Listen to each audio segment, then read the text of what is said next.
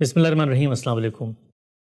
ہماری ہمیشہ سے خواہش ہوتی ہے کہ دنیا بھر میں جو بھی اہل علم موجود ہیں، نہ صرف یہ کہ ہمارے سننے والے ان کا تعارف حاصل کریں، اور یہ بھی جانیں کہ علم کی دنیا میں مختلف الخیال علماء کیا پہلو ہیں جن پر کام کر رہے ہیں۔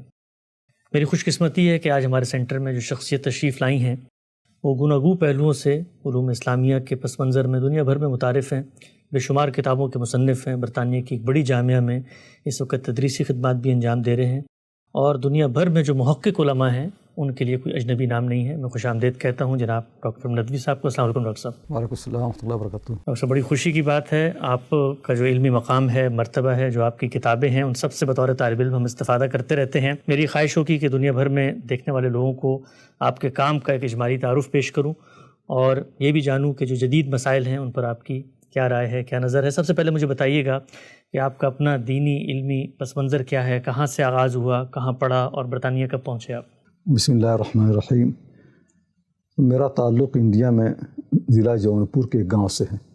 جون پور یو پی کا ایک اہم شہر ہے، بلکہ ایک زمانے میں جب دلی سلطنت میں انتشار پیدا ہوا تھا تو جون پور جو ہے یہ کیپٹل بن گیا تھا، عاصمہ بن گیا تھا مشرقی انڈیا کا، تو اس کا جو ہے دارالسلطنت تھا، اور اس کے تحت پورا بنگال تھا، پورا بہار تھا، بڑی بڑی مسجدیں وغیرہ وہاں پر ہیں۔ تو اسی وجہ سے وہاں پر جون پور کے علاقے مدرسے بہت ہیں۔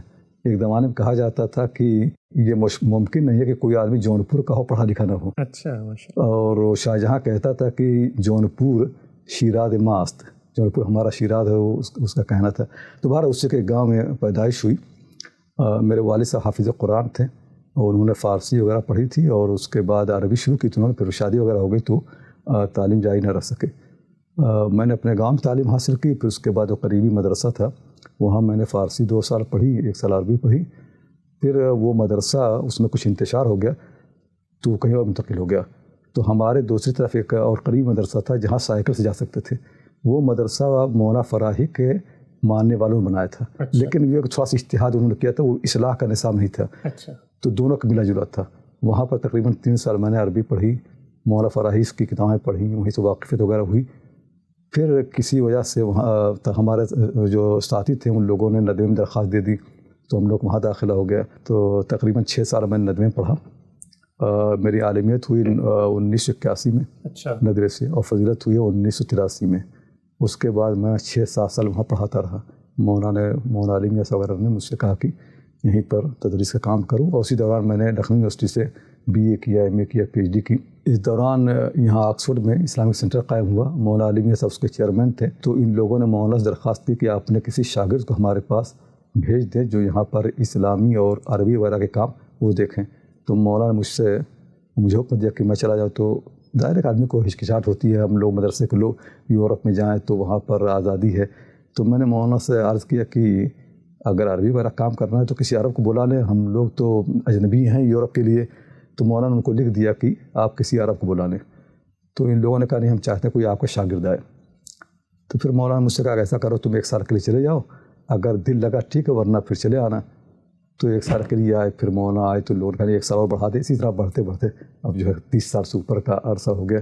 اس طرح سے آکسفورڈ میں آیا ہوں 1991 میں، 91 میں۔ اچھا ڈاکٹر صاحب، آکسفورڈ یونیورسٹی میں آپ آئے، دینی مدرسوں کے پس منظر تھے، جدید علوم کے جو ادارے ہیں ان میں آپ کو پڑھانے کا موقع ملا۔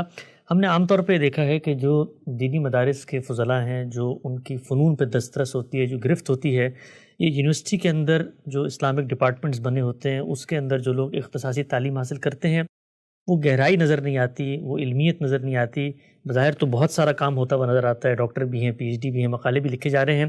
آپ کا اپنا کیا تجربہ ہے کہ جو لوگ دینی مدارس کے اندر ہماری جو اسلامی تراث ہے، ہماری جو تاریخ ہے، ہمارے جو علوم ہیں، ان پر دسترس حاصل کرتے ہیں اور جدید جامعات میں پڑھتے ہیں، آپ کو فرق نظر آتا ہے ان کی جو گرفت ہے اپنی علم کی روایت کے اوپر؟ نہیں، مطلب مغربی یونیورسٹیاں خاص طور جیسے آکسفورڈ وغیرہ ہے تو ظاہر ہے کہ تعلیمی معیار کافی بلند ہے، لیکن یہ چیز میں نے دیکھی ہے کہ اصلاحیات میں ان لوگوں کا معیار ظاہر ہے کہ وہ نہیں ہوتا جو اور موضوعات میں ہوتا ہے۔ مقاصد بڑے مختلف ہوتے ہیں، تو میری ملاقات مستشرقین سے رہی، ان سے گفتگو ہوتی رہی، بحث ہوتی ہے، سیمینار وغیرہ بھی شرکت کرتا رہا، لوگوں کے سیمینار وغیرہ سنے بھی، اس میں بہت سے اشکالات بھی نظر آئے۔ تو یہ اندازہ ہوا کہ ظاہر ہے کہ عربی جو پڑھتے ہیں مستشرقین وہ اتنی گہری نہیں جیسے نظریے کے لوگ فارغ ہو یا ان کی فارسی. وہاں پر ملیں گے آپ کو جو فارسی کے پروفیسر ہیں یا عربی کے پروفیسر، جب آپ ان سے گفتگو کریں گے تو معلوم ہو کہ ان کی زبان بہت تھوڑی سی ڈکشنری کی مدد سے تحقیق وغیرہ کرتے ہیں. تو بار بار مجھے اس کا اندازہ ہوا کہ جتنا بڑا نام ہے اتنا ان کا علم گہرا نہیں، خاص طور سے اسلامیات وغیرہ میں. مثلاً یہ کہ وہاں ہمارے یہاں اسلامک سینٹر سے جرنل نکلتا ہے، بھی نکل رہا ہے، تو میرے ذمہ یہ تھا کہ جو مضامین آئیں جن کا تعلق اسلامیات سے ہو ان کو میں ریوائز دیکھوں. میں اس میں کوئی قابل اعتراض بات تو نہیں، کوئی اشکال نہیں ہے. تو آتے تھے تو میں اس پر پورا ریویو لکھتا تھا کہ یہ مضمون کیسا ہے. تو یاد ہے کہ ایک مرتبہ 2 مضامین آئے ابن عربی کے اوپر، تو میں نے پڑھے. تو ظاہر ہے ہر چیز میں تو آدمی حوالہ نہیں دیکھتا. میں نے پڑھا تو مجھے شبہ ہوا کہ یہ جو آدمی بات کہہ رہا ہے ابن عربی کے یہاں بڑی خرافات ہے، لیکن اتنی نہیں جتنا یہ کہہ رہا ہے. تو مجھے شبہ ہو گیا. تو پھر میں نے فتوحات مکیہ اور فصوص جس کا حوالہ دیا تھا ان حوالوں سے مقابلہ کیا، تو اندازہ کہ دونوں مضامین میں کوئی ایک جملہ بھی اس نے صحیح نہیں سمجھا تھا، ترجمہ ہی صحیح نہیں کیا تھا. تو پورا میں نے کئی مثالیں وغیرہ دکھائی کہ یہاں پر لکھا یہ کہے رہا، اس کو یہ بھی پتہ نہیں تھا کہ جملہ کہاں ختم ہو رہا ہے ابن عربی کا. تو میں نے رپورٹ لکھی کئی صفحے میں، اور پھر میں نے اس میں لکھا آخر میں کہ اس آدمی کو ابن عربی سے پہلے عربی پڑھنے کی ضرورت ہے. تو وہ جو ہے یہ صورتحال ہے. ایسی ایک کتاب وہاں آکسفورڈ سے چھپی وہ ہندوستان کی مغلیہ دور کی تاریخ پر، تو مجھ کو دیا گیا تو اس پر تبصرہ کرنے کے لیے. تو اس میں جگہ لکھا ہوا تھا کہ ہندوستان میں لوگ مغلیہ دور میں نوروز 5 دن مناتے تھے. تو میں نے سوچا کیا بولا، تو انڈیا ہم لوگ مغل تو شیعہ تھے نہیں، چلیے خوشیوں کا اثر رہا تو ایک دن منا لیں گے. یہ ایران سے بھی آگے نکل کے 5 دن جو ہے نوروز منا رہے ہیں. تو پھر مجھے شبہ ہو گیا. تو میں نے اصل کتاب جو جہاں حوالہ دیا تھا فارسی کتاب دیکھی، تو اس میں لکھا ہوا تھا کہ آج سے 5 دن پہلے جبکہ نوروز تھا. اس آدمی نے بات سمجھی نہیں اور 5 دن نوروز منا رہے ہیں. اسی طرح امام بخاری رحمۃ اللہ وغیرہ کے بارے میں بھی وہاں لکھتے لوگ تھے. تو میں دیکھتا رہتا تھا کہ کتنی بعض چیزیں خرافات کی حد تک تھی، تو مناقشہ ہوتا تو گفتگو ہوتی تھی. تو یہ بات صحیح ہے کہ جو معیار اسلامیات کا ہے اور عربی زبان اور فارسی کا مغربی یونیورسٹیوں میں ہے وہ ویسا نہیں جیسا ان کے اور موضوعات کا ہے. بالکل نقطہ واضح ہوا. آگے بڑھاتے ہیں سلسلہ گفتگو کا. چاہیے بتائیے گا کہ ہمارے ہاں جو دین اسلام پر غور و فکر کی تعبیرات ڈیولپ ہوئیں، رجحانات ڈیولپ ہوئے، اس میں دین کی ایک صوفیانہ تعبیر ہے، دین کی ایک سلفی تعبیر ہے، دین کی ایک فقہی تعبیر ہے. آپ کا کیا تاثر ہے؟ مولانا حمید الدین فراہی کو آپ نے پڑھا، ان کی کتابیں پڑھائی بھی. دین کی جو مجموعی فکر نظر آتی ہے ہمیں، جس میں قرآن مجید اصل کی حیثیت رکھتا ہے، پھر اس کے اندر زبان کی مولانا بات کرتے ہیں. زبان ہے تو لفظ ہے، وہ کلام میں آیا ہے، لفظ کا معنی، جملے کی تالیف، نظم کلام، سیاق کلام. اس پس منظر میں جو شاکلہ بنتا ہے، ایک پوری کی پوری روایت بنتی ہے، اس کو تقابل میں رکھ کے آپ کیسے دیکھتے ہیں جو دیگر مذہب کی تعبیرات اس وقت موجود ہیں؟ بالکل بڑا اہم سوال ہے، اور اس پر جا کے میں نے کافی تقریریں بھی کی ہیں، کافی تنقیدیں بھی کی ہیں، لکھا بھی ہے. اصل میں ہوتا ہمیشہ یہ ہے کہ لوگ جب علم حاصل کرتے ہیں تو اپنا جو ان کا معاشرہ ہوتا ہے نا وہیں سے لیتے ہیں. تو اب مثلا میں ابھی اگر ندویں پڑھ رہا ہوں تو ہمارے اساتذہ کے جو افکار و خیالات ہیں وہ میں پہلے اخذ کرتا ہوں، پھر اس کے بعد جو متقدمین کی چیزیں پڑھوں گا یا حدیث قرآن پڑھوں گا تو اسی کو روشن سمجھوں گا. یہ کام بڑا مشکل ہے کہ آدمی اپنا آپ کو مجبور کر کے ساری تاریخ کو نظر انداز کر کے وہاں پہنچ جائے جہاں سے اصل کام شروع ہوا ہے. لیکن اصل یہی ہونا یہی چاہیے کہ آدمی سب کو نکال کر کے پہلے سوچے بھائی کہ جو قرآن آیا تھا تو لوگوں نے اس کو کیسے سمجھا، حضور صلی اللہ علیہ وسلم نے تشریح کی ہے تو صحابہ کرام اس کو کیسے لیا ہے، پھر جو ہے صدیوں میں تشریح کس طرح سے اس میں ارتقا ہوتا رہا، تبدیلیاں ہوتی رہیں. لیکن لوگ کرتے یہ ہے کہ جو لیٹسٹ ورژن جو آخری وہ ہے اس سے شروع کرتے ہیں. یہ ہمیشہ ہوتا رہا ہے. میں نے خاص طور سے عورتوں کے بارے میں دیکھا کہ عورتوں کے بارے میں جو احکام قرآن میں ہیں پھر حدیث میں ہیں، پھر جتنی ہی صدیاں گزرتی ہیں اتنے ہی وہ احکام اور سخت ہو جاتے ہیں. تو ایک آدمی آتا ہے احتیاط کچھ بڑھا دیتا ہے، دوسرا آتا ہے فتنے کے خوف سے کچھ اور بڑھاتا ہے، تیسرا آتا ہے کچھ اور بڑھاتا ہے، تو پھر ہوتے ہوتے وہ چیز اصل سے بہت دور ہو جاتی ہے. مولانا فراہی رحمۃ اللہ علیہ نے بلکہ اس سے پہلے میں نے اندازہ لگایا کہ اسلام میں تو ہمیشہ رہا کہ ایسے لوگ رہیں جو لوگوں کو دعوت دیتے رہیں کہ اصل کی طرف چلیں، قرآن و سنت کی طرف. ہمیشہ ہوتا رہا ہے، ظاہر کہ اسلام تو نام ہی سیکھا ہے، ہمیشہ مصلحین آتے رہے ہیں. لیکن جتنی کامیاب دعوت اس میں امام ابن تیمیہ رحمۃ اللہ کی رہی ہے، اس سے پہلے مطلب ابن جوزی ہیں وہ بھی یہی بات کرتے ہیں، لیکن ابن جوزی عملاً اس کو نافذ نہیں کر سکے. ان کی خود اپنی جو تصنیفات ہیں وہ اس کے بالکل برعکس ہیں جو نظریات پیش کرتے ہیں. ایک طرف وہ حدیث ان کی کتاب ہے موضوع احادیث پر الاحادیث المتناہیہ فی الاحادیث الواہیہ اور یہ سب 4 چیزیں ہیں. تو اس میں لگتا ہے بڑے محدث اور سوچنے والے وہی ساری حدیثیں جن کو موضوع کہتے ہیں اور جن کو واہیات کہتے ہیں انہی حدیثوں کو دوسری طرف استعمال کرتے ہیں. تو عملاً جو ہے اس پر عمل نہیں کر سکے. ابن تیمیہ رحمۃ اللہ علیہ پہلے آدمی مجھے نظر آتے ہیں کہ جن کے خیالات واقعی پاکیزہ ہیں اور بات کو سمجھتے اچھی طرح سے ہیں اور اس پر عمل کرتے ہیں. تو ابن تیمیہ کی تصریفات میں بمشکل کہیں ملے گا کہ انہوں نے کوئی حدیث استعمال کی ہو کمزور ہو یا اس کی کمزوری سے واقف ہو. 2-4 مثالیں مل جائیں گی. مجموعی طور پر جتنے لوگ حوالہ دیتے ہیں اس میں سب سے محتاط وہ ہیں, اور قرآن و حدیث کی طرف رجوع کرنے کی جن لوگوں نے دعوت دی ہے اس میں سب سے کامیاب امام ابن تیمیہ رحمۃ اللہ علیہ ہیں. اس کے بعد ظاہر ہے کہ میری اپنی نگاہ میں تو مجھے کوئی نظر نہیں آتا اتنا واضح. اس کے بعد دوسری شخصیت مولا فراہی کی ہے کہ انہوں نے اپنے آپ کو مجبور کیا, قرآن کو اصل بنایا, بلکہ اس لحاظ سے وہ ابن تیمیہ سے بھی فائق ہیں کہ انہوں نے قرآن کی تفسیر میں یا قرآن کے متعلق چیزوں کو واضح کرنے میں جو رسوخ مولا فراہی کو حاصل ہے وہ کہیں کہیں ابن تیمیہ رحمۃ اللہ علیہ کا جو مقابلہ کرتے لگتا ہے کہ وہ نہیں. بجائے ابن تیمیہ رحمۃ اللہ علیہ ہر چیز پر گفتگو کرتے ہیں. یہ فرق البتہ ہے کہ ابن تیمیہ رحمۃ اللہ جب کسی چیز بات کرتے ہیں تو بڑے قاعدے سے تفصیل کے ساتھ. مولا فراہی جس چیز کو ایک جملے میں کہتے ہیں ابن تیمیہ رحمۃ اللہ کئی صفحوں میں کہیں گے اور بات واضح کو اثر ہوگا. مولا فراہی کی بات کا سمجھنا بڑا مشکل ہے ان کے لیے, کیونکہ ان کی بات ٹھوس ہوتی ہے, مختصر ہوتی ہے, اور اسی لیے عام طور سے لوگ پڑھ نہیں سکتے کہ وہ کہنا کیا چاہتے. بہرحال تو مولا فراہی رحمۃ اللہ علیہ کے واقعی میں احسان مند ہوں کہ انہوں نے سکھایا کہ کس طرح ہم اصل کی طرف جائیں, اور یہ بات واضح کی کہ قرآن واقعی واضح کتاب ہے. اس سے پہلے لوگ کہتے ہیں قرآن تفسیر پڑھنا ضروری ہے تو یہ کرنا ہے اور سنت ہے تو, اور لوگ کیا کہتے ہیں. مولا فراہی کہتے ہیں خدا کی کتاب مبین ہے, اور یہ بات واقعی میں نے دیکھی کہ جتنے لوگ ابھی آپ کہنا کہ قرآن خود کہتا ہے بلسان عربی مبین, تو لوگ یہ تو مانتے کہ وہ عربی میں ہے لیکن یہ نہیں مانتے کہ مبین ہے. مولا فراہی اسی پر زور دیتے ہیں کہ قرآن خود جو ہے مطلب یہ کہ وہ کسی سہارے کا محتاج نہیں ہے, اور حدیث اور سنت کو کس طرح سے قرآن سے جوڑا جائے اس میں ان کا نقطہ نظر ہمارا نزدیک جو ہے سب سے بہتر ہے, اور قرآن کا واقعی اس میں احترام ہے کہ قرآن کو اصل بنایا جائے. عملاً جو ہے اصولی طور پر سب لوگ مانتے ہی ہیں لیکن عملاً لوگ اس میں کامیاب نہیں ہوئے.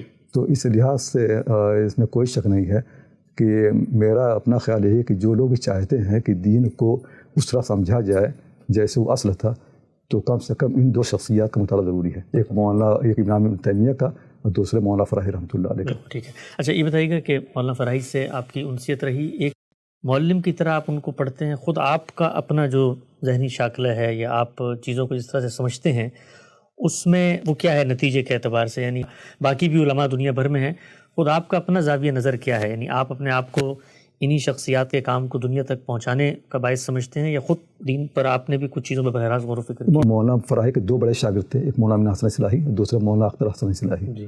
اختر حسن اصلاحی کے بڑے شاگرد تھے, ان میں ایک تھے مولانا شہباز اصلاحی, وہ ندوے ہمارے استاد تھے. تو ہم نے مولانا فراہی کی فکر وغیرہ صحیح بات ہے کہ انہی سے سیکھی ہے, انہی سے تفسیر وغیرہ بھی اچھی طرح سے پڑھے, تو جو بھی اثر ہوا ہے مولانا فراہی کا وہ ان کے ذریعے سے ہوا ہے. تو مولانا فراہی رحمۃ اللہ علیہ کی کتابیں تو پڑھنے کے ساتھ ساتھ میں میرا رجحان حدیث کی طرف مختلف عوامل کے سے زیادہ ہوا. جیسے امام طحاوی کی کتاب سیر اعلام النبلاء ہے, اسے میں نے بار بار پڑھا تو اس سے ذہن ایک بنا. تو یہ چیزیں جو ہم نے اور زیادہ حاصل کی, دوسری چیزیں یہ حقیقت مولانا فراہی کی فکر سے کوئی متضاد نہیں تھی, بلکہ میں نے سمجھا کہ یہ بھی ان سے مدد ملتی اسی کو مزید واضح کرنے کے لیے, اور بلکہ ان کی روشنی میں اس کو سمجھنے میں آسانی ہوئی. اور میرا اپنا خیال یہی ہے کہ قرآن کو تو اصل بنایا جائے, اس میں کوئی شک نہیں ہے, لیکن ساتھ ہی ساتھ یہ بات بھی ضروری ہے کہ حضور صلی اللہ علیہ وسلم کوئی ڈاکیہ نہیں تھے کہ گھر گھر قرآن پہنچا دیا. وہ پیغمبر تھے, اسوہ تھے, نمونہ تھے.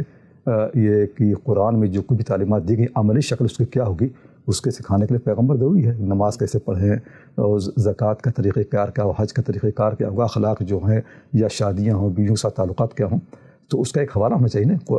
حقیقی فکری کتاب اگر کوئی حوالہ نہ ہو تو اس کے مطالب بے شمار ہو سکتے ہیں. ایک قرآن کی ایک ہی آیت کے 10 مطلب ہو سکتے ہیں, لیکن جب یہ پالوں کے پیغمبر نے اس کو اس طرح سے کیا ہے تو پھر وہی حوالہ اس مفہوم کو طے کرے گا. تو یہ بات میرا نزدیک واضح ہوتی ہے کہ سنت جو ہے یہ حقیقتاً قرآن کا اس لحاظ سے بیان ہے. قرآن خود کافی ہے لیکن عملی بیان سنت ہے. اس کے بغیر جو ہے یہ لوگوں کے لیے کافی نہیں ہے کہ قرآن پر عمل کر سکیں. لیکن یہ کہ سنت میں کے سمجھنے میں بھی بہت سے مراحل پیش آئے. جب سنت کی روایت کی گئی, حدیثیں بنی ہیں, تو جیسے کہ آپ کے حقاب بتاتے آپ کام ہو رہا ہے کہ اصل حدیثیں کتنی ہیں اور پھر ان کی جو ہے ان کو کس طرح جوڑا جائے. یہ کام اچھا ہے. اس میں اب یہ پتہ نہیں کہ آپ کے یہاں کام کیسے ہوا, لیکن میرے ذہن میں یہ بات یہی ہے کہ بہت سی محدثین بھی کہتے رہے کہ بہت سی حدیثیں اصول ہیں اور دوسری بہت سی حدیثیں ان کے مطابق شواہد ہیں. تو اب جو لوگ مطابق شواہد کو انڈیپینڈنٹ حدیث مان لیتے ہیں وہ نقصان پہنچاتے ہیں. وہ سمجھتے ہیں کہ ہم حدیث کا احترام کر رہے ہیں، لیکن حقیقتاً یہ ہے کہ کسی نہ کسی طرح سے اصل سے کاٹ کر کے وہ اس ایک نئی چیز پیدا کر دیتے ہیں.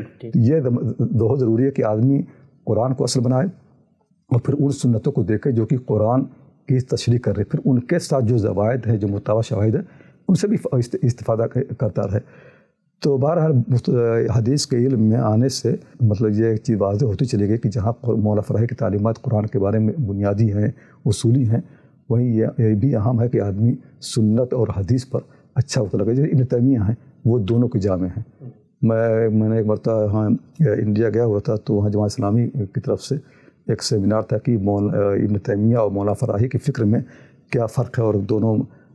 تو ایک سیمینار دیا میں نے، تو میں بنیادی بات میں نے یہ کہی کہ ابن تیمیہ رحمۃ اللہ علیہ قرآن کا مطالعہ کرتے ہیں خدا کے کلام کی حیثیت سے، اور مولا فراہی مطالعہ کرتے ہیں خدا کی کتاب کی حیثیت سے. تو وہ کتاب کا جو انداز ہوتا ہے نا، مولا فراہی پر وہ غالب ہے. اور ابن تیمیہ کا بار بار یہ ہوتا ہے کہ کلام ہے، اور کسی کلام کو سمجھنے کی ضروری کہ آدمی متکلم کو جانے، اور متکلم کا طریقہ کلام کیا اس سے واقف ہو، ایک مرتبہ پڑھے، بار بار پڑھے. تو یہ ہے کہ طالب علم کو دونوں طریقوں کو اپنانا چاہیے، دونوں کو اپنانا چاہیے. جو مولا ابن تیمیہ کہتے ہیں اپنے مقدمہ فی اصول تفسیر میں، اور مولا فراہی جو اپنے کتاب میں واضح کہ دونوں چیزوں کو ملانے سے میرا ذہن یہ ہے کہ انشاءاللہ اعتدال پیدا ہوگا. بالکل واضح ہو گیا. آخری 2 سوالات آپ کی خدمت میں رکھتا ہوں.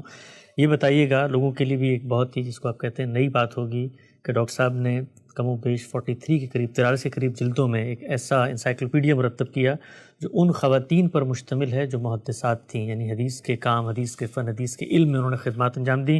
ڈاکٹر صاحب، ہمارے عام طور پر تو یہی سمجھا جاتا ہے کہ جو ہماری مشرقی تہذیب ہے یا مسلمانوں کی تہذیب ہے، اس میں خواتین کو کسی بھی جگہ پر آگے نہیں آنے دیا گیا، اور بالخصوص مذہبی علوم کے باب میں آپ نے اس پورے کے پورے نیریٹو کو ایک طرح سے توڑ دیا ہے. جو آپ کا کام سامنے آیا، یہ کام کرنے کی مہمیز کیا تھی؟ کیسے یہ ذہن میں بات آئی کہ اس شعبے پہ کام ہونا چاہیے، اور کتنے سال لگے اس تحقیق میں، اور اس تحقیق کے کچھ نتائج بھی آپ بتائیں ہمیں.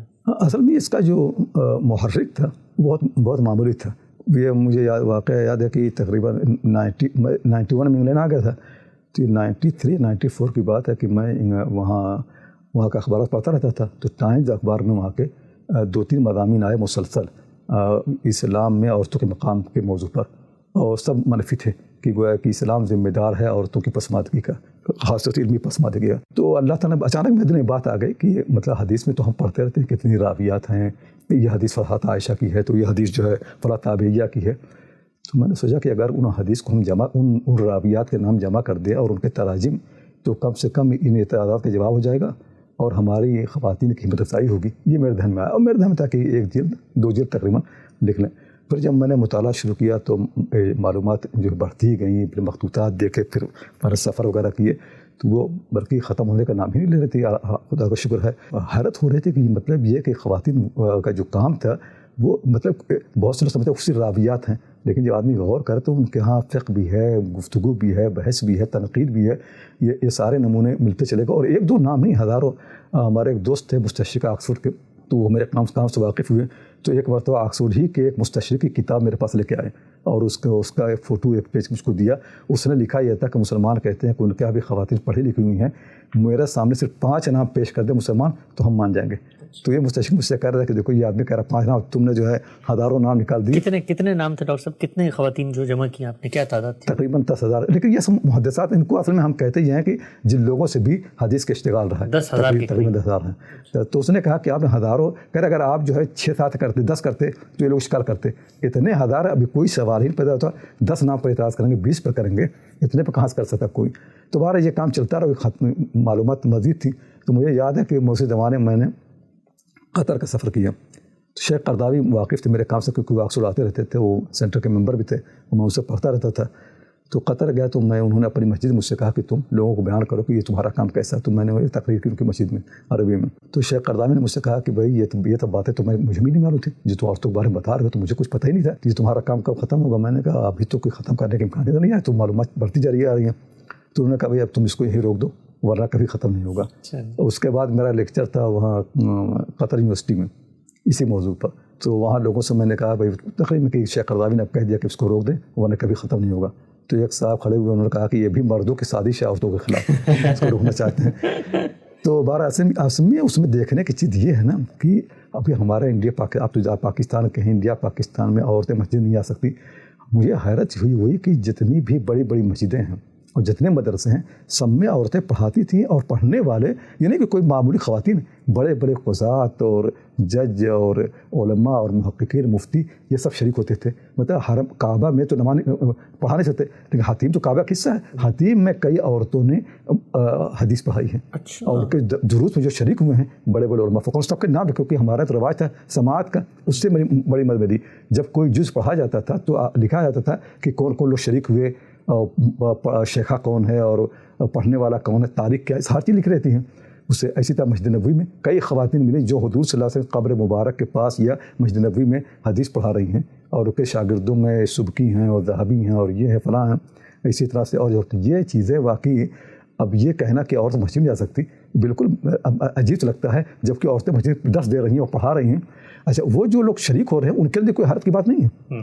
مطلب جن لوگوں نے لکھا ہے ان کے لیے کوئی عام بات ہے, معمول کے مطابق. ہمارے یہاں حرج کی بات ہے. تو یہ اور پھر حدیث کی جو بنیادی کتابیں ہیں وہ پڑھاتی تھیں, یعنی بخاری وغیرہ کی, بلکہ بخاری کا سب سے صحیح نسخہ ایک خاتون کا ہے. یہ نسخہ یونینیہ جو دنیا مشہور ہے کہ سب سے صحیح نسخہ بخاری کا ہے. حقیقتاً اس کی بنیاد ہے کریمہ مروزیہ کی روایت پر. اور کریمہ مروزیہ ہے کہ خاتون ہیں, ان کی روایت سب سے صحیح تھی, تو اس پر مبنی ہے سب سے صحیح نسخہ صحیح بخاری کا.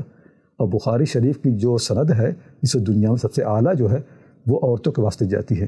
ایک عائشہ بنت ابن عبد الہادی ہیں جو ابن حجر اسقلانی کی بھی شیخہ ہیں, ابن ناصر الدین دمشقی کی شیخہ ہیں. ان کا انتقال میرا خیال وہ تقریباً 814 ہجری میں. اس وقت بخاری کی سب سے اونچی سند جو دنیا میں جا رہی انہی کے واسطے سے. یعنی جب ہم لوگ روایت کرتے ہیں بخاری کی اس عالی سند سے, تو ہمارے درمیان امام بخاری درمیان کل 14 واسطے بنتے ہیں, جبکہ بخاری کا انتقال ہوا سن 256 ہجری میں. تقریباً 1200 سال ہو گئے ہیں. 1200 سال میں صرف 14 نام ہیں بیچ ہمارے درمیان بخاری درمیان. تو عورتوں ہی کی سند سب سے اونچی ہے اور انہی کی روایت سب سے صحیح ہے, اور پھر بھی ہم ان کے حصار مند نہ ہوں. تو اس طرح کی بہت سی چیزیں ہیں, لیکن بظاہر کہ میں بات لمبی سے نہیں کرنا چاہتا کہ آپ کا پروگرام لمبا, ورنہ کہانیاں تو میرے پاس بے شمار ہے. ایک مستقل بلکہ پروگرام ہو سکتا ہے. مجھے بتائیے گا کتنا عرصہ لگا اس کام میں, اور یہ کس زبان میں یہ کام موجود ہے, لوگ اس کو اگر پڑھنا چاہیں تو؟ میں نے کام تو میں نے عربی ہی میں کیا ہے, اور عرصہ تقریباً 15 سال لگے ہوں گے. اس دوران اور بھی بہت سا کام کرتا ہوں. میں تو آکسفورڈ یونیورسٹی میں تھا, ریسرچ تو سارے کام کرتا رہتا ہے. یہ اپنے وقت میں کرتا رہتا تھا, تو عربی میں کیا میں نے. لیکن یہ کہ ہوا یہ کہ چھپنے وپنے کا کوئی امکان نظر نہیں آ رہا تھا. تو ہمارے ایک دوست نے کہا کہ اس کا جو مقدمہ اس کتاب کا جو عربی مقدمہ ہے وہ تقریباً 700 صفحے میں ہے. تو ہمارے دوست نے کہا کہ آپ اس مقدمے کا انگریزی میں خلاصہ کر دیں, اس کو میں چھاپ دوں اور میں اس کے ایڈٹ وغیرہ کر دوں گا. تو انگریزی خیر میں اتنی اونچی نہیں ہے, لیکن بہرحال میں نے جلدی 2 مہینے میں اس مقدمے خلاصہ بنایا. اور روزانہ جو میں کرتا تھا وہ اس کو میں ہاتھ سے لکھتا تھا, وہ اس کو ٹائپ کرتے تھے, اس کو ایڈٹ کرتے تھے. تو تقریباً 4 مہینے کے اندر انہوں نے وہ المحدثات انگلش میں اس کو شائع کر دیا. تو اس سے وہ کام مشہور ہو گیا, لوگ جان گئے. اور عربی میں نکلنے میں تو تقریباً 10 سال اور لگے. تو پھر یہ دارالمنہاج ہے جدہ میں جنہوں نے بخاری وغیرہ چھاپی ہے, نسخہ یونینیہ ظہر ناصر کا, انہی لوگوں نے پھر اس کو چھاپا تقریباً 43 جلدوں میں. اور بلکہ ابھی میری ملاقات ناشر سے تو کہہ رہے تھے کہ اس میں اور بڑھاؤ, جو نام نئے آ گئے ہیں. تقریباً میرے پاس اب 1000 سے اوپر اور خواتین کے نام آ گئے ہیں, اور بلکہ جن خواتین تذکرہ ہے ان کے بارے میں مزید تفاصیل بھی اور آ گئے. کیونکہ اب ظاہر میری زبان تو میں عربی جانتا ہوں, اردو فارسی یا انگریزی سے. مسلمانوں کی جو زبانیں ہیں ترکی سے میں نے کوئی استفادہ نہیں کیا, یا افریقی ممالک کی جو زبانیں ہیں ان سے کوئی استفادہ نہیں. سری لنکا کے خواتین ان کے بارے میں, ملیشیا اور انڈونیشیا کی خواتین کو یہ بنے. تو جب مجھ سے لوگ کہتے ہیں کہ اتنے نام بہت زیادہ ہو گئے, میں نے کہا نہیں بھائی, اور تحقیق جب ہوگی تو ابھی اور بڑھیں گے, اور میری کتاب چھوٹی لگے گی. میں لوگوں سے کہتا ہوں کہ میں بخاری تاریخ لکھی چھوٹی چند جلدوں میں, پھر جب اس پر کام آگے بڑھا تو ذہبی آتے تو جلد 50 جلدوں سے اوپر ہے. اور میں نے کہا یہ ایک پہلا کام شروع ہوا ہے, چند ہی سالوں کے بعد لوگ اور تحقیق کریں گے تو اور جلدیں بڑھیں گی. بڑی اچھی بات ہے. اور اس میں جو پیغام ہے کہ ہماری جو تراث ہے, ہماری جو روایت ہے وہ بڑی زندہ, بڑی درخشاں, بڑی جاویداں اور بڑی روشن تاریخ ہے. مسلمان اس وقت دور مروبیت میں جی رہے ہیں, تو اپنے ماضی کے اوپر نظر ڈالتے ہیں تو ہمیشہ شرمندہ ہوتے ہیں کہ جیسے ہم لوگوں نے کوئی کام ہی نہیں کیا. علم کی دنیا میں جو ہماری کنٹریبیوشن ہے کا باتیں تو بہت ساری دل چاہتا ہے کریں, آپ سے استفادہ کریں. اس وقت ہمیں جو ہمارا مذہبی طبقہ ہے, مذہبی علماء ہیں, ان میں جمود کی سی ایک کیفیت نظر آتی ہے. کوئی بھی بات کی جائے تو اس پہ بالکل ایک مسلک کی چھاپ ہے, ہر ایک کے اپنے اپنے دائرے بنے ہوئے ہیں, اپنے اپنے اکابر ہیں, ایک دوسرے کے پیچھے نماز پڑھتے ہوئے بھی تردد ہوتا ہے, اور اپنی اپنی عصبیتیں ہیں. آپ بتائیے کہ آپ کا کیا تاثر ہے کہ یہ کیسے پیدا ہوا؟ چونکہ ہمارا جو علم ہے ماضی کا اس کے اندر تو اس طریقے کا ہمیں تعصب یا جمود نظر نہیں آتا. یہ کوئی انقطاع ہے ہمارے اس پچھلی نسلوں کا اپنی علمی روایت سے جس کی وجہ سے اتنا تعصب ہے؟ کیونکہ ہم دیکھتے ہیں کہ بہت ساری باتیں اگر آج کوئی عالم کرے تو اس کے پیچھے جو ہے وہ مار کھانے کو دوڑتے ہیں، اور وہی عالم کوئی پرانے کسی بزرگ کا حوالہ نکال کے دے دے تو وہ مطمئن ہو جاتے ہیں. تو ہماری جو علمی روایت ہے اس وقت کی وہ خود اپنی تہذیبی شناخت سے کچھ منقطع ہوئی ہے. جی صحیح. اصل میں اللہ تعالیٰ نے جو اپنی کتاب نازل کی ہے تو اس میں اس کی شرح نازل نہیں کی ہے، کیونکہ اللہ تعالیٰ نے انسانوں کو پہلے سے وسائل دے دی، ان کو استعمال کرے تو اس کا مطلب سمجھ آئے گا. انسان کو فطرت دی ہے، عقل دی ہے، تو اب خدا کی کتاب سمجھنے کے لیے ان صلاحیتوں کا استعمال کرنا ضروری جو اس نے دی ہیں. یا یہ کہ دنیا میں رہنے کے لیے کھانا کمانا ہونا، تو یہ اللہ تعالیٰ نے جو چیزیں اسباب بنائے ہیں یہ اسباب اس وقت انسان کے لیے نفع بخش ہوں گے جب انسان ان صلاحیتوں کو استعمال کرے جو خدا نے دی ہیں. اپنے ہاتھ چلائے، پیر چلائے، عقل استعمال کرے. قرآن کہا ہے لقد خلقنا الانسان فی احسن تقویم. جس کام کے لیے انسان کو بنایا گیا ہے اس کے لیے اس کا ڈھانچہ سب سے بہتر ہے جس کام کے لیے بنایا گیا ہے.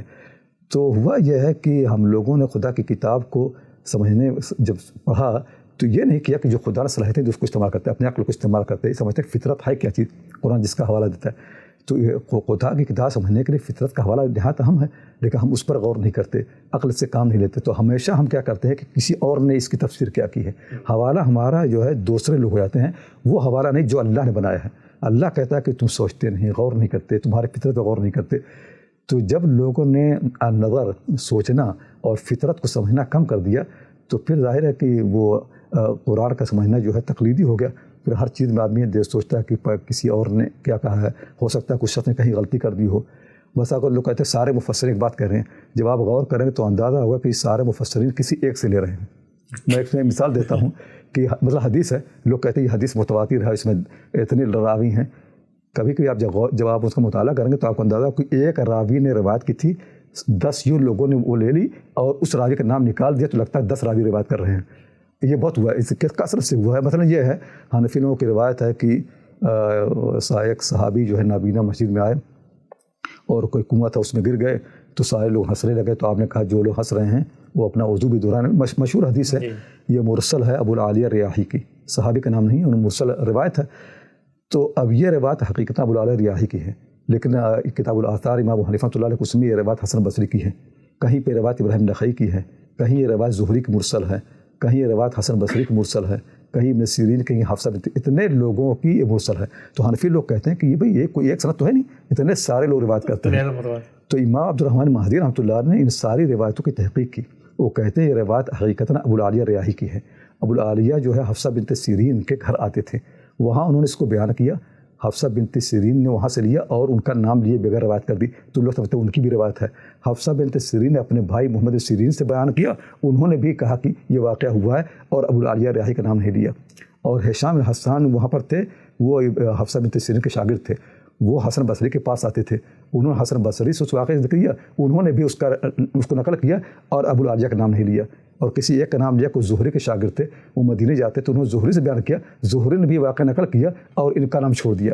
اسی طرح ابراہیم نخعی، جتنے لوگوں نے اصل وہ ہدایت حدیث ابو العالیہ ریاحی کی ہے اور اتنے سارے اس میں ہو گئے. بلکہ میں ایک مثال اور دیتا ہوں، ترمذی شریف میں پڑھاتا ہوں تو اس میں ایک روایت بھی یاد نہیں ہے، روایت میں اپنی کتاب لکھا ہوں مدخل الی سنن ترمذی میں نے نقل کیا ہے. اس میں ایک روایت ہے جس کو امام ترمذی کہتے ہیں ضعیف ہے، کمزور ہے. اور پھر میں نے دیکھا کہ سب لوگ اس کو کمزور کہتے ہیں، ابن حجر اسقلانی تک سب لوگ کمزور ہے. شیخ البانی رحمۃ اللہ علیہ نے لکھا ہے کہ یہ سارے لوگ کہتے ہیں کمزور ہے، لیکن میں نے تحقیق کی ہے یہ روایت صحیح ہے، کیونکہ جس راوی کی بنیاد پہ لوگ کمزور کہتے ہیں اس کا مجھے 2 مطابع مل گیا ہے جو ثقہ ہے، تو روایت ثقہ کی ہو گئی. اب یہ کمزور کی رہی تھی وہ صحیح ہو گئی. تو مجھے بڑی حیرت ہوئی کہ یہ اتنے ثقہ راوی کے، اور پھر یہ ابن حجر اسقلانی تک کسی کو معلوم ہی نہیں کہ 2 ثقہ راوی ہیں. تو انہوں نے حوالہ دیا شرح معانی الاثار کا کہ اس میں یہ 2 روایتیں موجود ہیں، مطابع ہیں. تو میں جا کے وہاں دیکھا تو ہے کیا کہ جس نسخے پر انہوں نے اعتماد کیا اس میں یہ ہے، ورنہ حقیقتاً یہ دونوں لوگ بھی اسی کمزور سے روایت کرتے ہیں، اس کمزور کا نام اس نسخے میں چھوٹ گیا ہے. اچھا، تو یہ بہت ہوا ہے کہ بسا اوقات لگتا ہے طرق بہت زیادہ ہے اور کیا ہے اس طرح سے ہوتا. بہرحال حاصل کہنے کی یہ ہے کہ جو اس وقت دنیا میں صورتحال مسلمانوں کی، ایک تو اس کی بنیادی وجہ نظر کی کمی ہے، سوچنا نہیں، غور نہیں کرنا. دوسری یہ ہے کہ دین اور مسلک کے فرق کو نہ سمجھنا، کہ دین کیا مسلک جو ہے انسان کی سمجھ ہے، انسان کے، اور اسی انسان کی رائے کو لوگوں نے ایک مستقل طریقہ کار بنا کر مسلک نام دے دیا. تو اب ہوا یہ ہے کہ بعد تقریباً 400 साल हिजरी तक हमें मसलक का इस तरह से लोग मतलब पैरवी करते लेकिन तरजीह देते थे। 400 साल के बाद ये हुआ कि मसलक बाकायदा तौर पर दीन की जगह हो गए। पर हम हनफी हैं तो हनफी फ़ुक़हा के लिहाज सोचेंगे, शाफ़ी हैं या अशरी हैं या मातुरिदी हैं, और फिर मसालिक में मसालिक पैदा होते चले गए। बरसग़ीर में देखिए कितने मसलक होते गए, तो और फिर उन पर इसरार होता है। अगर लोग दीन के पास आएँ और हवाला कुरान और सुन्नत हो तो इख्तिलाफ़ात कम से कम होंगे। लेकिन जब आदमी का हवाला अपने शयूख हो जाए, अपने अकाबिर हो जाए या अपना मसलक हो जाए, तो फिर बड़ा मुश्किल है गैप को ख़त्म करना और इख्तिलाफ़ दूर करना। तो दावत हमारी जो होनी चाहिए कि जो तालीमी निज़ाम है उसमें सोचने को दाखिल करें और दीन और मसलक के फ़र्क को वाज़ेह करें। ये जितना ही होगा उतनी ही उम्मत करीब आएगी और समझिए, वरना फिर होगा यही कि दीन से दूरी हो जाएगी। मसलक तो मैं एक मरतबा कैम्ब्रिज में एक लेक्चर दिया था मसलक के ऊपर, तो उसमें मैंने एक जुमला कहा था कि जितने ही मसलक मजबूत होंगे उतने ही दीन कमज़ोर होगा। तो मैं गया सऊदी अरब में, तो एक सऊदी लोगों ने सही मुस्लिम पर एक मुहादरा में रखा था लेक्चर, बहुत से उलमा थे। तो एक शेख मेरे पास आया, उसने कहा कि मैंने आपका लेक्चर सुना, उसमें आपने एक बात कही थी ऐसी, अगर यहाँ कहीं 10 सब आपसे नाराज़ होंगे। मैंने कहा क्या? कह रहा आपने कहा था जब मसलक मजबूत होगा तो दीन कमज़ोर होगा। वो कह रहे बिल्कुल सही बात है, लेकिन यहाँ कोई इसको पसंद नहीं करेगा। तो असल में हुआ है कि लोग अपने मसलक को मजबूत करते ही नहीं सोचते आपका मसलक मजबूत होने के माने दीन कमज़ोर होगा। फिर मसलक से वाबस्तगी ज़्यादा बढ़ेगी, हवाला मसलक बन जाएगा, दीन हवाला नहीं रहेगा। होना ये चाहिए कि हर चीज़ में खुदा और रसूल हवाला हों, और इमाम हनीफ़ा, इमाम मालिक, इनका शुक्रिया अदा किया जाए, इनकी कोशिश फ़ायदा उठाया जाए, कहीं सोचा, लेकिन इनका हवाला इनका नहीं होना चाहिए। हवाला जहाँ तक हो सके कुरान सुन्नत का। लेकिन हम क्या करते हैं कि अपने अकाबिर का हवाला देते हैं और समझते हैं कि हमारे ये दलील है कि हमारा उनसे इंतसाब है। लेकिन जब आप इस इंतसाब पर फ़ख्र करेंगे तो जो असल इंतसाब है वो कमज़ोर पड़ जाएगा। ये हमेशा हो जाएगा। जो आपने आखिरी बात फरमाई है कि मज़हब और मज़हबी फ़िक्र दो अलग अलग चीज़ें हैं। अल्लाह का दीन महफूज भी है, क़ती भी है, और तमाम तर अक़ीदत और तमाम तर ताल्लुक़ उसी से होना चाहिए, कुरान और सुन्नत के साथ, और हमें उन्हीं को माख़ज़ व मर्जी की हैसियत देनी चाहिए। डॉक्टर साहब बहुत शुक्रगुज़ार हूँ, बहुत सारी बातें दिल तो चाहता है और की जाए। को आखिर में तलबा को नसीहत की बात करना चाहें, हमारे यहाँ सेंटर में आप तशरीफ़ लाए, हमें कोई आप बताना चाहें, मशवरा देना चाहें मुस्तक़बिल के लिए, तो मैं हाज़िर हूँ उसके लिए। मैं अभी हमारे यहाँ सुबह अमेरिका में जो हमारे तलबा हैं इफ्ता के, वो आए थे, तो उनसे मैंने बात की, तो 2 बातें मैंने उनसे ख़ास तौर से की। एक बात तो ये है कि हर चीज़ पर गौर करना चाहिए, अक़्ल को किनारे लगाना चाहिए। वो कलीजा दिमना की कहानी है ना, कोई बंदर जो है अंदर गया उसके साथ केचुए के साथ, तो उसने कहा कि मैंने अपनी अक़्ल दरख्त पे छोड़ दी है। तो अक़्ल को दरख्त नहीं छोड़ना चाहिए, अक़्ल हमेशा साथ होनी चाहिए हर चीज़ में। तो गौर करने की आदत कभी ख़त्म नहीं करनी चाहिए, ये तो पहली बात। दूसरी बात यह है कि जब भी हम अपनी समझ को पेश करें और किसी भी चीज़ को, ये ध्यान में रखें कि ये उस उम्मत का मुत्तहिद होना, ये सबसे बड़ा फ़रीज़ा है। सबसे बड़ा फ़रीज़ा ये कि उम्मत मुत्तहिद हो। कोई भी ऐसी चीज़ जिससे इस उम्मत का शिरादा मुंतशिर हो या टुकड़ियों में तकसीम हो, उसे अपनी राय को हम कुर्बान करें उम्मत के इत्तेहाद के लिए। तो ये 2 चीज़ ज़रूरी है कि रुजू जो है असल की तरफ, कुरान सुन्नत की तरफ, और दूसरे ये है कि उसी पर दो हो। हमारी जो राय हों, ज़ाहिर है कोई राय अल्लाह ताला दी है उसका एहतराम करें, लेकिन इसका अंदाज़ा लगाता रहे कि हमारी वजह से उम्मत में कोई इफ्तराक न पैदा हो। लेकिन उम्मत की जो इज्तिमाइयत है ये बहुत बड़ी नेमत है, और जब इफ्तराक होगा तो फिर उससे और बहुत से फितने पैदा होंगे। और जैसे मैंने बताया कि जितनी इफ्तराक बढ़ेगा उतने ही दीन से इंतसाब में कमी आएगी। बिल्कुल वाज़िह हो गया, बहुत खूबसूरत बातें हैं। मैं शुक्रगुज़ार हूँ जनाब डॉक्टर कमर नदवी साहब का। प्रोग्राम का यहाँ पे वक्त ख़त्म होता है, इंशाअल्लाह फिर कभी डॉक्टर साहब से फ़ासलाती तौर पर इस्तिफ़ादा करेंगे। अब तक आपका बहुत शुक्रिया। शुक्रिया।